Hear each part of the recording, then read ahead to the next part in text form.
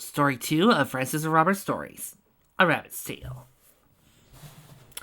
Antoine knocked on the door to Bunnie's hut, a bouquet of flowers in one hand and a water balloon in the other. It had been less than a week since their readmissions of love for one another, but already Antoine felt renewed. A part of him had been missing since that terrible occurrence 8 years ago, one he hadn't even been aware of until his return. Now, he was determined it would never be lost again.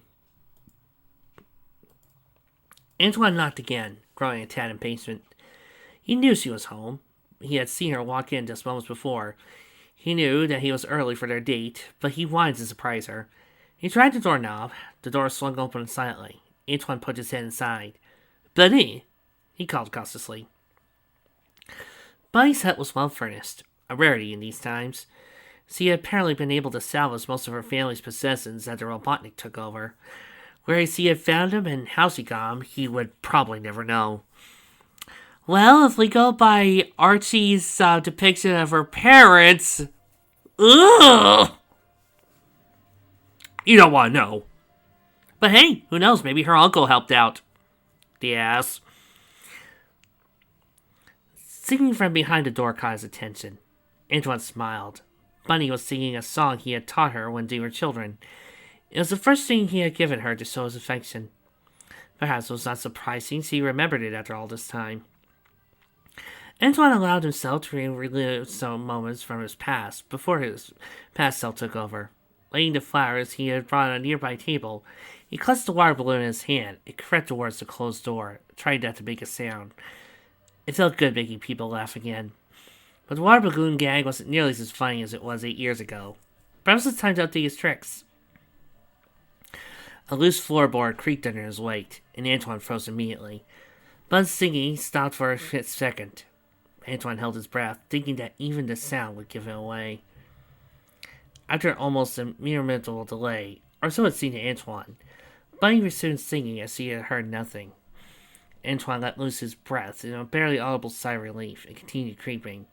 So engrossed was he in his own movements and Bunnie singing, he never noticed the other sound from behind the door. The sound of running water. Antoine crouched inside the door, hand on the doorknob, listening to her sing. A southern accent combined with the words "very jaka" to create an interesting but non-pleasant melody. He smiled as her voice sent a wave of chills from the base of his spine to his head. Yes, he thought, it was good to be back in love. Tense in his crouch, ready to spring the trap. He pictured her face when he jumped in and nailed her with the balloon. Of course, she would be furious, but it would give her an excuse to chase him. Something she had taken a liking to this past week. Antoine threw open the door, springing from his crouch and yelling, "Gotcha!" His voice trailed off and the water balloon fell from his suddenly nervous hand. His jaw fell slack and his eyes bulged as he used the doorknob to support his weight and keep him from falling. There, standing in front of him, with an expression of mixed surprise and disbelief in her face, was Bunnie. She was caught completely off guard by Antoine's suggestion, and completely in the nude. Hubba, hubba. Aroo! Thank you, Lord! And in case any of you wondering, I have a theory. In the Sonic universe, the nipples are covered by fur until the girls are turned on, or it is cold. That's my theory, and I'm sticking to it. But still, there's a bit of modesty when it comes to the furries of that world. That has been another pointless fact. Thank you, and you may continue enjoying looking at Bunnie in the nude. Those of you who are into that type of thing. The rest of you, go on. Try to hide it and walk away. We won't shame you here. She spent the day clearing trees knocked over by a storm before Sally ordered her to go home. She had been taking a shower to help her relax her stuff of very weary joints before going out with Antoine later that evening. It didn't matter that most of the joints were metal. They had been waterproofed by Rudder almost the day she had got them, and a hot shower helped just the same. It was a psychological thing. But the last thing she expected to happen was this. Oh, and their fur happens to cover most of their crotches as well. And considering that a lot of male animals keep their penile into their sheaths, That's why hedgehogs don't have to wear pants. You think about this way too often. Trixie, I've had to grow up with reading some of these lemons. I know this by now. Antoine just stood there, not wanting to look, yet unable to turn away. He backed up ever so slowly, apologizing profusely, though no words could be understood through his accent. His face was as red as a beet, and the color was starting to extend downward. What jarred him to a faster motion was the look of anger that crossed Bunnie's face, and the fact that her left hand, the robotic one, was curling up into a fist. Antoine burst through Bunnie's door, screaming like death itself was chasing him. Bunnie immediately followed, wrapped in a couple of towels that she grabbed on instinct. She stood in her doorway, screaming curses at Antoine, throwing some very heavy objects at him with deadly accuracy. But Antoine zigged and zagged, barely avoiding the missiles, as he headed for sanctuary, the great forest. Bunnie, down to her last shot, hefted a nearby boulder and launched it. Immediately she was sorry she did. Her aim was too true, the stone was too large, and Antoine would be crushed beneath it. She could do nothing but watch it arc through the air at her beloved.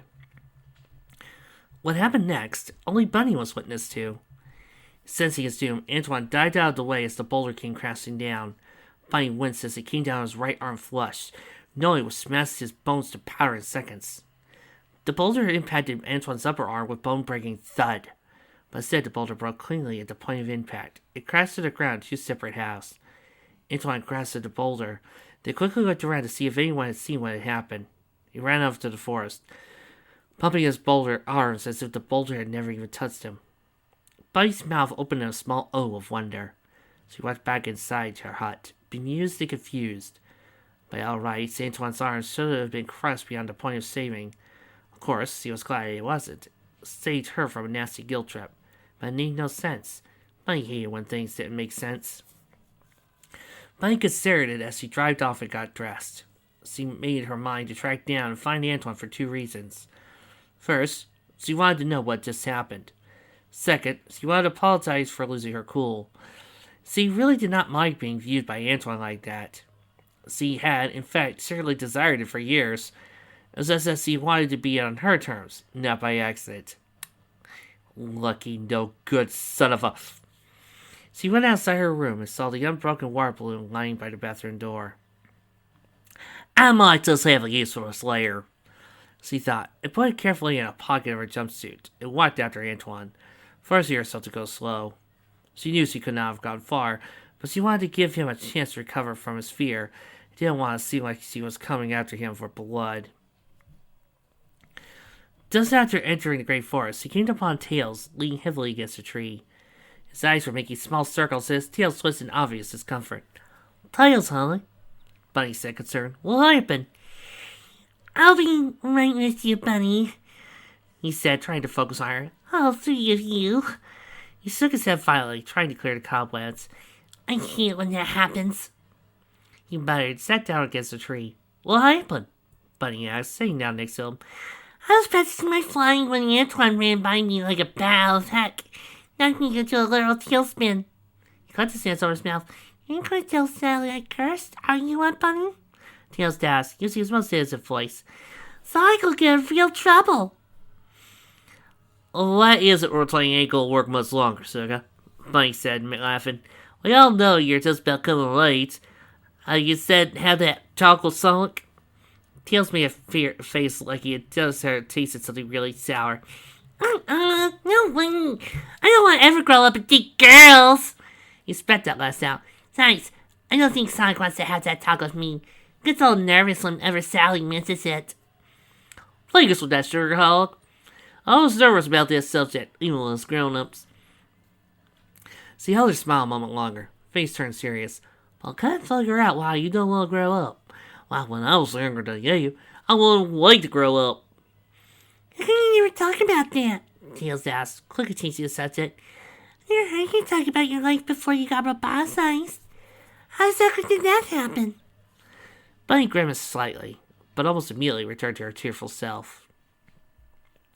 I'm not much for talking about stuff like that, she said slowly, choosing her words. It's kind of a painful subject. Oh, come on, Aunt Bunnie, Tails cajoled, turning on the charm. You know what Sally says? Sometimes the only way to heal a wound is to reopen it.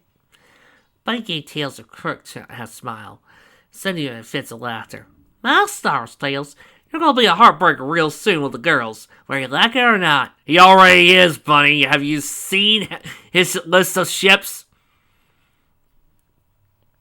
Let's see. We have Mina, Amy, Cosmo, Zoe. Might be a tear from her eye. Okay, you'll win. I'll tell you about it. But only if you promise not to interrupt. Tails had his let done up. I promise, he said solemnly. That's my heart and hope to die. Just don't hold me to that. Now, pew! Bunny sailed back against the tree. I'm not surprised you don't remember this, Tails, seeing as you're only 2 or 3 at the time. Hope you don't mind, but there's some guests that I can't fill in.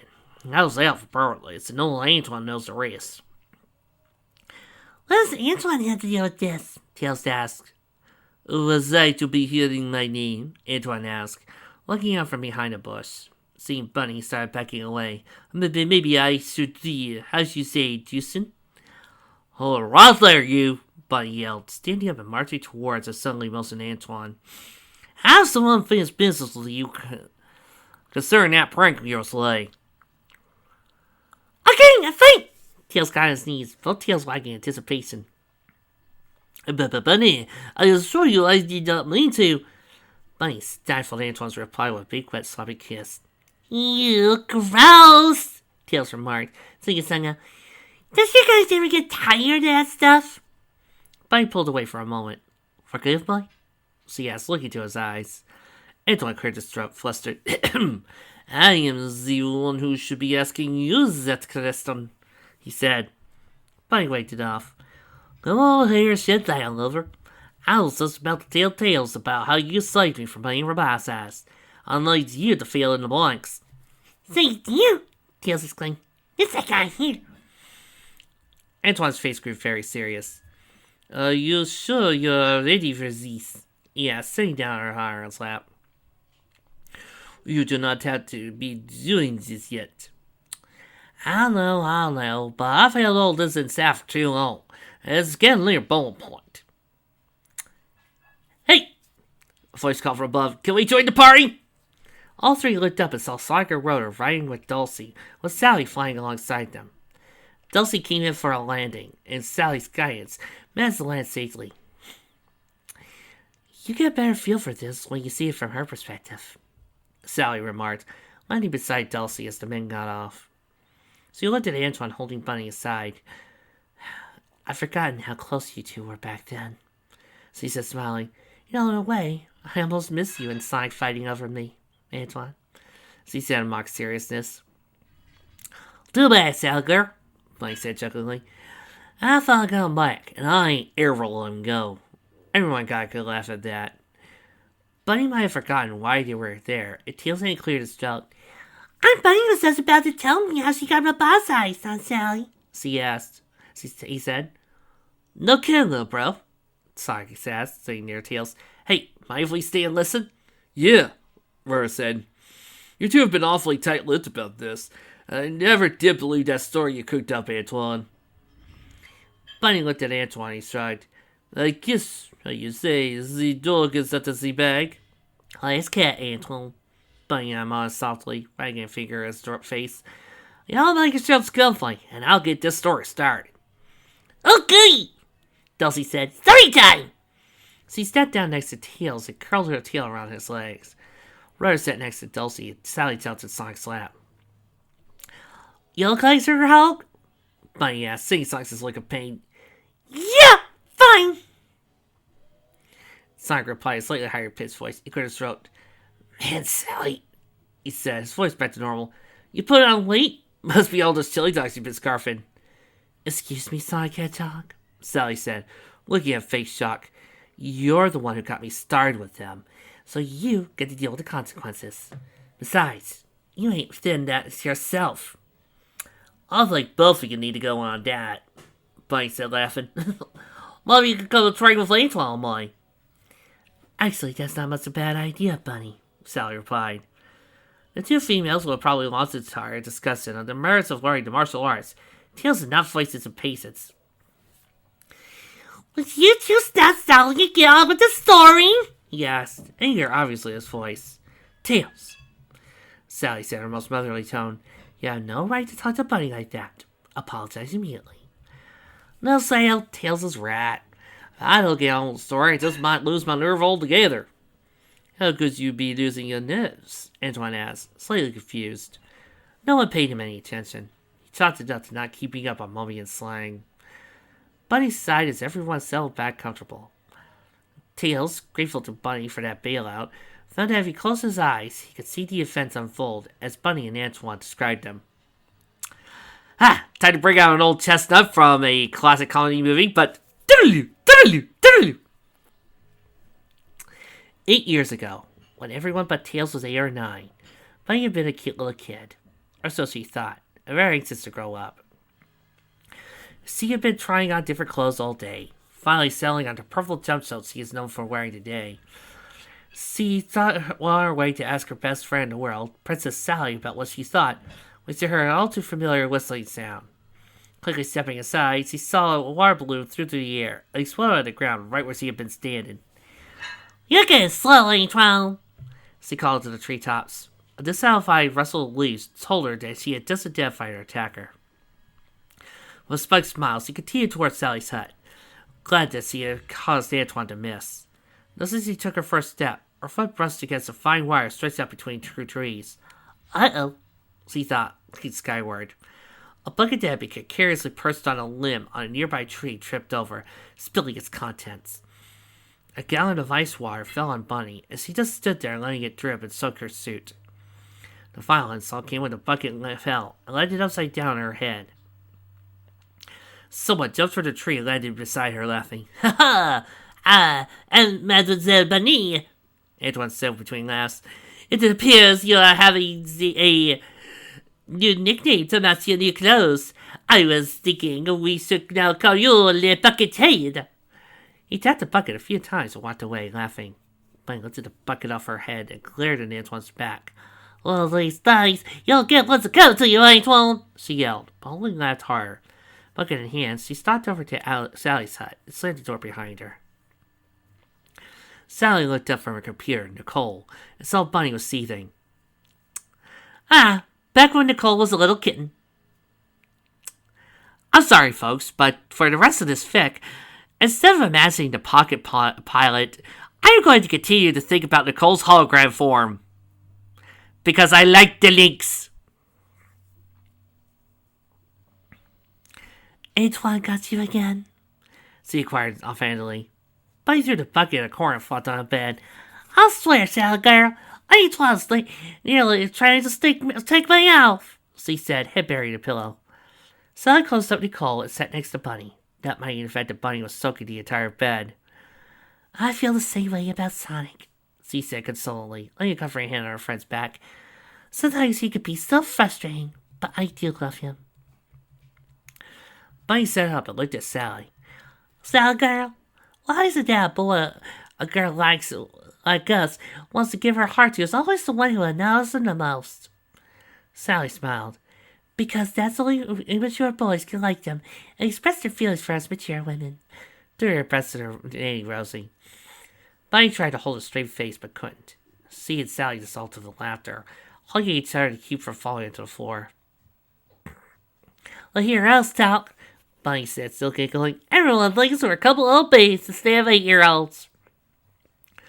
Well, considering what just happened to your families and everything, yeah, you probably had to grow up early. If you're no mortal man. I'm the flash of the blade. Yeah, I know, Sally said, mirthfully sighing. But these are hard times, Bunny. Like it or not, I am still princess, and I had to act like it. I'm the only member of the ruling family still alive, and everyone's looking to me for guidance. Must hold back, Elias! Flip it. Somewhere on the floating island, Elias. You know, I had a strange feeling I should be doing something to help out, but gosh darn it if I just can't remember what it's supposed to be. Meanwhile, in yet another part of Mobius, coma. Thank you. I know. The Archie Comics jokes with Elias are not going to stop. Because I just did a reread of the Archie Comics series. Thank you, little brother. And I'm liking Elias more and more. Besides, with most of our families gone... Let's see, we don't want to talk about Antoine's dad. Bunny's uncle's an ass. Who we got left that's actually likable? Well, there's Amadeus and Tails' mom, whose name I can't remember. We've got to take over our role models for the younger ones. Like Miles, for instance. We found him all alone in the Great Forest. No memory of how he got there or who his parents are. Amadeus and... I just been informed by your little brother. It's Rosemary. And could you tell him to keep his dragon horde out of the studio? Hey, part of that dragon horde helps funds this place, you know. Hi. The only ones he's opened up to so far are me and Sonic. Sonic is the greatest role model in Mobius, so I can't let him down. I mean, we don't know where Merlin is, so we can't use her. So we can't use him.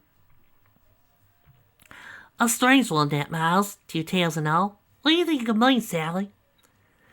That Tails is... No, we won't discuss Titan Tails. I don't know about that, but I do know one thing. Maybe it's time for this princess to stop being so prim and proper and help her best friend get revenge on a certain annoying male with a pencils for pranks. Bunny's smile turned wicked. Now that's the Sally I know and love. So, what are we gonna do to him? Sally's face stayed neutral, but her eyes glittered mischievously. She put an arm around Bunny's shoulders and drew her close. She spoke in low, whispered tones, during which Bunny's eyes lightened up in pleasure. When she had finished, she leaned back and let Bunny suck it all in. Bunny looked at Sally in amazement. I never knew you had such a mean streak and now, little body, you're a Sally girl. Bunny said in mock disapproval. Glad you approve. Sally replied, grinning evilly. Now, you go set it up, and I'll lure our target in. Looks like Antoine's about to find out that payback could be a little bitch. Whoa. Wait a minute, Tails exclaimed, opening his eyes and sitting up immediately. Aunt Sally actually said that? I thought you said you were going to interrupt, Suga, Bunny said, tilting her head slightly. I also said they'll hold me to that promise. So, did he really say that? Bunny chuckled to herself. Well, yep, so you did. Just came right out and say it. Probably wouldn't have remembered if it wasn't for the fact that I was still out of character for her. Thanks a lot, Bunny, Sally murmured as Tails looked at her, eyes wide in amazement, and the corners of his mouth twitching as he expected him to break out a huge smile any time. Looks like he got you this time, Sal, Sonic said with a laugh. Sally poked him in the ribs with an elbow, cutting off the laughter. Yes, Tails, I did curse, but there was a good reason for it at the time, she said, thinking fast. But you're even younger than I am now, and you said there were no good reasons for a kid to curse. Continue your story, Bunny, Sally said nervously, purposely avoiding Tails' gaze. Tails stepped back as Bunny picked up her tail and closed his eyes in satisfaction. Tails was looking adorable. He had the feeling that one of Sally's favorite restrictions to place on him had just been rescinded. He was looking forward to exploiting it in every possible way. Tails, what would Sonic say if you thought about that? Good job, little guy. Okay, let's say that Sonic wasn't a bad influence. Bunny grabbed a bucket from the corner and took off for the Great Forest, while Sally walked around, trying to find Antoine. She stopped by the power ring pool and filled it to the brim. As soon as she reached the spot Sally described, she climbed up a tree and placed the bucket between two branches. She tied a rope to the handle and threw it over the branch of a tree across the path. She half slid, half fell to the ground and hid near where the rope was hanging. She settled herself down to wait, hoping it wouldn't be that long before Sally had got Antoine there, but determined to wait no matter how long it was. Antoine took over telling the story at that point. He was sitting in the shade of a tree, contemplating a water balloon he held in hand. He liked Bunny. He liked her a whole lot, and she knew it too. Whenever they weren't busy with other things, they were almost inseparable as Sonic and Sally. But while those two always bickered, he and Bunny were able to show their feelings more. He sighed contentedly and closed his eyes. Well, he and Bunny was shared more than friendship. That much he knew. But love? What did he know about love anyway? He was only 9. Just turned 9, in fact. But the feelings stirred inside his heart were indescribable. They had used the term love when referring to each other before, and it seemed right. But he always wondered, maybe I should go asking Rosie for advice, he thought. Just then, someone grabbed the water balloon out of his hands. He opened his eyes and saw Sally standing there, tossing the balloon up and down in one hand. Is there something I can do for you, princess? He asked quietly. I'm just sitting here. We'll be fine, Antoine, she said, smiling slightly. It's payback time. She reared back and locked the balloon at Antoine's head. Almost lazily, Antoine reached up and caught the balloon without breaking it. You really should not be doing things for which you are having no stomach for, he says, toying with her. Please allow me to be sure you are the property to let someone. He then jumped to his feet, just as Sally ran off. He could walk slowly after her, knowing that even if he didn't find her now, he would always see her later. He heard such a loud crash and a yell of pain just behind to his left. He calmly walked around it and saw Sonic and Sally lying in heap to the ground. Hey! Why you see watch where you're going, Sal? Sonic gasped, trying to get out from underneath her. What? Me watch where I'm going? Why don't you watch where I'm going? Typical female logic. Now, will you get off of me? Sally stood and helped Sonic stand, a few more biting remarks on her lips. Seeing Sonic once in pain and pick a foot up, though, her expression changed from anger to concern. Sonic, you're hurt? No, duh, he said, limping to a bench. Must have turned my ankle when we collided. Where were you going for so fast, anyway? Did you forget? It's time for your princess lessons. Bunny sent me to fence you, and believe me, she's not in a good mood at the moment. Oh my gosh, I did forget. Sonic, this is important. Bunny's waiting for me in the forest. You gotta find her and tell her to forget the prank. I gotta run. Thanks, Sonic. She gave him a quick kiss and ran off towards Rosie's hut.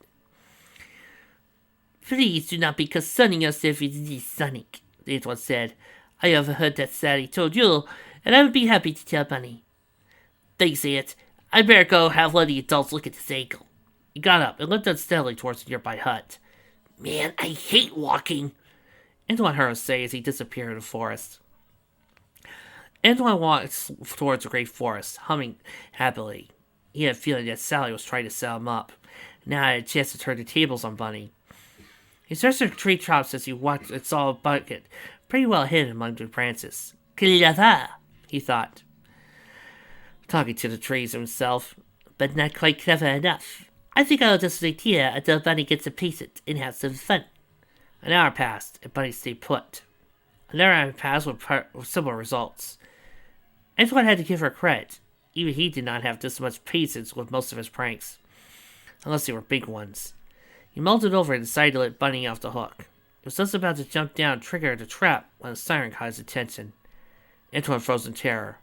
He knew that sound. It was a SWAT bot in a hover ship, searching for more animals to roboticize. He stayed perfectly still, hoping it would merely pass over him, and saw Bunny doing the same. In one instant, the hover ship flew right past him and breathed a sigh of relief. Then, in horror, it was buried right into the rope that Bunny had strung across the path. He tried to call out Bunny to warn her, but his throat constricted he could make no sound. The ship flew into the rope, pulling down the bucket and forcing Bunny onto the path. She forgot to let go. The ship stopped immediately. 2 SWAT bots stepped out. Freeze! Organic life form! One of them intoned grunted for Bunny. Still frozen in terror, Bunny could not move or get out of the way, so was easily captured. Feared for Bunny's life prompted her to action. As the SWAT bots carried her inside the ship, Antoine led to the top of it and rode it all the way to Robotropolis. Left behind on the forest floor, now forgotten, was the water balloon Antoine had carried. Once the ship had docked into the docking bay, Antoine leapt off and hid behind some crates. He watched in silence as the robots brought Bunny out of the ship, now struggling for her life. Well, not so much your life, but your freedom and anything else you care about. They started walking towards an open doorway when he immediately snapped his attention, and Bunny went limp with shock. Antoine peered around him by the crates and caught his breath when he saw Robotnik standing there with Snivelling by his side. Well done, SWAT-bot Unit 3, he said in a whispery voice. He grabbed Bunny's chin and lifted her face to meet his. Well, well, child. Do you know what fate awaits you? I'm going to try my best to match Jim Cummings' dark voice. Bunny shivered a chair held up in a ball. A cruel smile spread across his face, but then slowly Bunny's face hardened into determination as she straightened herself out. She shook her face free from Robotnik's hand and stared at him hard. Whatever you all gonna do to me, get on with it, she spat. I might just be a kid. I ain't gonna give you no satisfaction for seeing me squirm, Robotnik! Such fire and spirit. I must say I'm impressed. Simply, arrange for this animal to be put in a holding cell and energize the roboticizer. She will serve me well as a worker bot. Yes, sir, Sniffly said in a nasal tone as Robotnik walked off to continue his tour. SWAT-bot Unit 3, take the prisoner to cell 13A immediately. Yes, sir, the robot droned. As he left, Sniffly stood watching, a smirk on his face. Seized his opportunity, Antoine crept up from behind and grabbed Sniffly. Sniffly opened his mouth to call the guards, but Antoine clapped his hand over his mouth. He dragged Sniffly behind a crate and held it to the ground, still covering his mouth. You're going to tell me whether you've taken Bunnie, Antoine said, the hardness of his voice now blurring every trace of an accent. Fuck that noise. And you are going to tell me now, or by all that I believe in, you will not see another sunrise. Sniffly gulped, sweat pouring down his face. Through that hall, third left, can't miss her. He gasped when Antoine moved his hand from Sniffly's. Antoine shoved him to the floor and ran over down the hallway as fast as he could. Intruder alert! Sniffly's voice came from the intercom. All units to cell block A at once! Antoine knew he didn't have time. He found Bunny's cell and ran to it. Antoine! Bunny yelled gladly. What the hell are you all doing here? There's no time for that now, he said, trying to break the lock.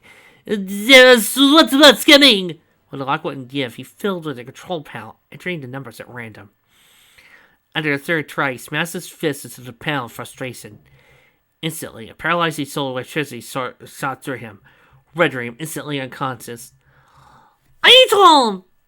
Bunny screamed in fright as he tried to tear through the bars, screaming his name just like a wild woman. Just then, a unit of SWAT bots came around the corner and charged up to the cell. Seeing Antoine lying there, the robot in the lead held a scanner next to him, while the others unlocked Bunny's cellar and colored at her. Target terminated, it said. No! Bunny screamed as he tried to get to Antoine, but was caught between two SWAT bots. Send cleanup crew to Block A, Cell 13. The robot continued to communicate in his forearm. Take her to the roboticizer, it told two of his companions. Antoine! Bunny yelled at the top of her lungs as they dragged him off. No! Cells right their bodies passed out, exhausted. The electrical jolt Antoine had suffered sent his body to a state of shock. He was still alive, but his body had, for all intents and purposes, shut down. When he heard Bunny scream his name, though, it was as if he had been hit by another jolt. Antoine rolled over to his side, coughing spasmodically. He was weak from the lack of oxygen. His right arm tingled painfully, but he was still glad to be alive. Antoine stood up unsteadily. He staggered in the direction he thought they had taken Bunny, following the sounds of footfalls. Whether by luck or skill, Antoine found the roboticizer room just as Bunny was being strapped to the table. Stand back, Sniffly told the robots. The roboticizer is ready to go. The hum of machinery filled the air, and a purple beam began a slow trek from the bottom of Bunny's feet to the top of her head. Antoine shook free of the remaining cobwebs and ran to the room. Yeah, a ghost! Sniffly exclaimed as he jumped from his seat. The SWATbot grabbed for Antoine, but he stepped to the side, causing it to tip over. The SWATbot fell to the control console and shorted out the machine, filling the room with smoke. In ensuing confusion, Antoine felt his way to Bunny and freed her from the table. Just as he picked her up, a short blast fired the roboticizer, casting Antoine his still tingling right arm. He winced as he strut, expecting to see his right arm roboticized. It was not, however. It must have misfired somehow, he thought, and ran out the room. He somehow made it to the loading bay, set Bunny down inside a hover ship. He filled the keypad and started to get the door open. He turned around for Bunny, but stopped in shock. She'd been partially roboticized. Both legs and her left arm were now gleaming with metal. But curiously enough, her right arm and torso were untouched. When he picked her up, he found that her groin and backside had also been spared. "Freeze, Coyote!" A whispering voice followed behind him. He turned and saw Robotnik aiming a laser rifle at him. "Don't move, or this time you really will be dead." Antoine had a split second to decide what to do. He dived to the ship as Robotnik fired. The laser hit his right arm and bounced off, striking Robotnik in his good arm. "All SWAT bots, open fire!" Robotnik screamed, obviously in pain.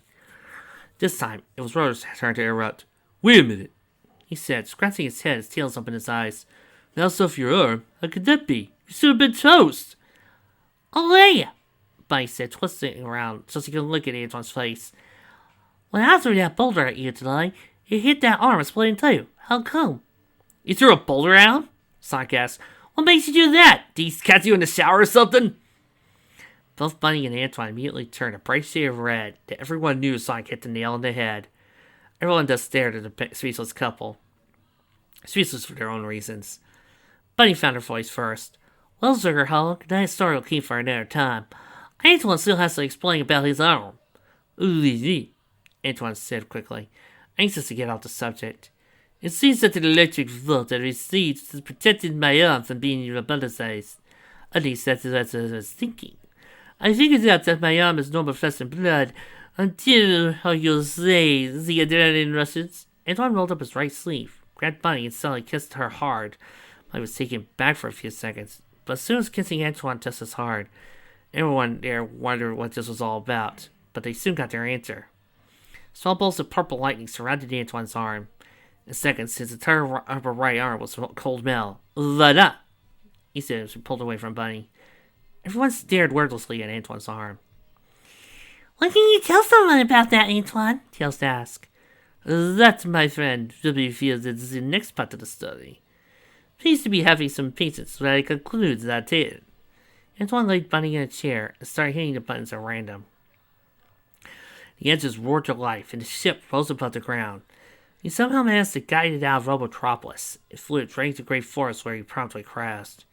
He dragged Bunny out of the wreckage just as the residents of Knothole were gathering. "Antoine, what happened?" Sally asked. "I found Bunny in here," he called, lying through his teeth. He was muttering something about being captured by Robotnik and escaping has delay. Seeing Bunny over his shoulder, partly roboticized. No one questioned his story. They all hurried her back to Knothole. Antoine decided not to let anyone know what had truly happened. He blamed himself for everything, and bore his cross in silence. "Wow," Tails said, regarding Antoine with newfound respect. "Yeah, what happened?" "Well," Aunt Bunny said, picking up again how she recovered from Antoine's kiss. "Without going into too much detail, I woke up the next morning and almost lost my sanity when I saw what old Robotnik did to me. By the way, I really love how post-reboot gave the origin to Bunny's cybernetics. I really, really do. I just want to give up and be completely roboticized so I wouldn't be a freak. But Sally wouldn't let me. So I made sure I found the strength each morning to get up and keep going. It took me a long while to adjust to what I knew about it, but it was all worth it in the end." "Must have been hard, huh, Bunny?" "Not real, Sugar. Everyone helped me through it some way, except for Antoine, who stayed away from me the whole time. I thought he blamed himself for not being able to save me in time. But now I know the whole story. Really, I blame my own fearlessness and recklessness for causing what happened to Bunny. I vowed never to let it happen again. The only way I figured that could happen is I forced myself out of love with her, and acted like a coward from then on. I was only partially successful." "So that's why you started chasing me?" Sally asked. Nodding her head, she just found a final piece of a puzzle that eluded her for years.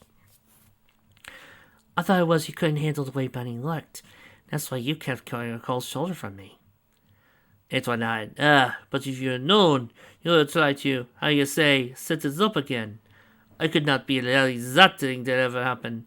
I never stopped loving her. I just buried it. And I couldn't say nothing because it was too painful.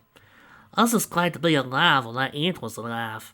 I tried comforting him about this after all this hubbub had died down, but he didn't want to be near me. They hurt more than anything Bunnie could have done to me. A tear crept from her eye. Antoine hugged her closer. Do not worry, my love. I will never let you go again. Awesome, Aunt, Sonic said, yawned audible in his voice. Never thought you had it in ya. Way past cool. It does nothing, Sonic. Besides the point, you would have been doing the same thing for Sadie, yes or no? Of course, Sonic said, but don't downplay what you did. I once heard that a true hero is the last person to realize he is a hero. Whoa! A quote from Five Goes West. Nice. And side note to make sure that I will never be looked upon with respect as a critic ever again, but of the 4 American Tail movies, Five Goes West is my favorite. Yeah. Bite me. Why, Sonic, Sally said, offending surprised. I never knew you could be so deep. So he gave him a hug of encouragement. So, what do you plan on doing now, Mr. Hero? Antoine smiled a smile Sally hadn't seen on him in years. Other than spending as much time as possible with my precious little doll here, I'm thinking it's past time for the prankster, as you used to call me, to return. The others looked uneasily at one another, not entirely thrilled with his answer. Bunnie sighed and looked at Antoine. I guess I'll just have to look him black. Voice dropped to a sultry level and eyelids closed halfway. We have a special gift. Antoine's smile broadened as he drew Bunnie in for another kiss. Never nosed he was reaching to her pocket at the same time. Sploosh! Bunnie smashed a water balloon into Antoine's face. Oh, welcome, Mike, she said happily as everyone started laughing. Everyone sat there frowning. How could I be feeling for the oldest play in the book? He said unhappily. Maybe I should be better to be brushing up on my technicals. Bunnie was going to correct him when a loud crack of thunder split the air. Everyone was searching the sky, and seeing no clouds, looked at each other worriedly. Everyone except Dulcie, that is, who had fallen asleep during the last part of the story. 5 more minutes, Mom, she murmured, sticking her thumb in his mouth. Another crack sounded, louder this time. Dulcie woke up with a start. I'm up, she said. Sounds like it came from over there, Rudder said, standing up, walking towards the sound. Rudder, meanwhile, was just, by the way, admiring Antoine's pegs and biceps all this time. The rest followed. In a few seconds, came upon what looked like a small ball of purplish blue quills in the center of a blasted-out circle. Sally walked up and touched it, jumping back when it moved. The bundle unfolded and revealed a diminutive female hedgehog. Her face looked down at an 11-year-old, but her body was already well formed. She was injured severely. Scratches and bruises covered her body, her clothes torn and partially missing. But Sally could tell her dress had once been quite regal in attire. Dulcie, get her back to Knothole, quick, Sally said. We'll fall on foot. Got you, Sal. Dulcie picked her up and placed her on her back. But who's going to keep her from falling? I'll do it, Gail said quickly. Without waiting for permission, he climbed on Dulcie's back and took off, winging for Knothole. Unseen by everyone, the female hedgehog opened her eyes just for a moment. In that moment, her eyes sparkled with all the colors of a light passing through a faceted crystal. Then she saw him again and played it off like she were unconscious. Come on, guys, let's get back, Sonic said, took off at full speed. Sally was about to fall when Rudder held her back. Hey, Sally, take a look at this, Rudder said after the others had left. He held a small golden ring that looked suspiciously like the ones he always wore on her finger. Oh yeah, look at all those screenshots. She always wore that ring. Right there. Well, she's never been seen without it. In every single episode. Sally grabbed it from his hand. This is my family signet ring, she said, shocked. Where did you get it? It fell off that girl's finger, he said. Sally took off her own ring and held the two together. She could not tell any difference between them. But this is impossible, she thought, laying them down on a nearby stump. She took her computer from her boot and opened her up. Nicole, she said, voice shaking slightly. Scan these 2 rings for any differences other than size. Scanning now, Sally, Nicole answered, full of heartbeat beats. I didn't want to mention this before, Rose said slowly. When I first got here, it looked like a void portal was opening up. Sally's mouth opened as he tried to form the words in her next question. Scan complete, Sally, Nicole interrupted. The rings are 98.5% similar, not including size. The only difference lies in the inscription in the band. Sally picked up both rings. On Hetzler's rings, in her father's own handwriting, was inscribed the words, Princess Sandra Acorn. A tear appeared in Sally's eye, but she brushed it away in anger. Without other words, he placed her ring back on her finger and started back to knothole. She had the feeling someone was playing a cruel joke. A cruel, terrible joke. She did not like it one bit. She found out this was a hoax. Someone would pay, and pay dearly. But what if it wasn't? What was this girl doing with the signet ring, especially since you were obviously not related? This girl, Sandra, looked more like she could be related to Sonic than a fixin' like herself. Do they call female chipmunks fixins? When Nicole confirmed that it was real, which meant she could have only gotten it from her father. She didn't see how it was possible. Her brother said he saw a void portal. Sandra had not begun to turn to crystal, but neither did Ari. Maybe she hadn't been there long. Maybe her father was trying to send a message. She hoped the girl would recover so she could ask. Until then, all she could do was wait. But that itself is another story.